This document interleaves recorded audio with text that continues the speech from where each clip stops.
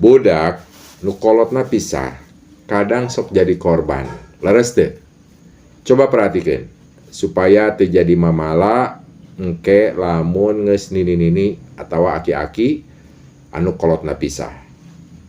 Umat, kajadian nu tumiba ka kolot ripuhna ulah jadi kaalaman ku budak. Nepikeun ka budak teh hese jang biaya sakola, dahar, jajan, leungit kabagjaan, nu kuduna gumbira jeung teu ngalaman susah, bakal aya rasa broken home, teu betah di imah, istilah ayeuna mah jeung teu percaya ka kolot, nepikeun kaneangan perlindunganana di luar. Kieu, budak teh amanah, jang indung bapana. Lamun nepikeun kapisah, tongsina kata langsara.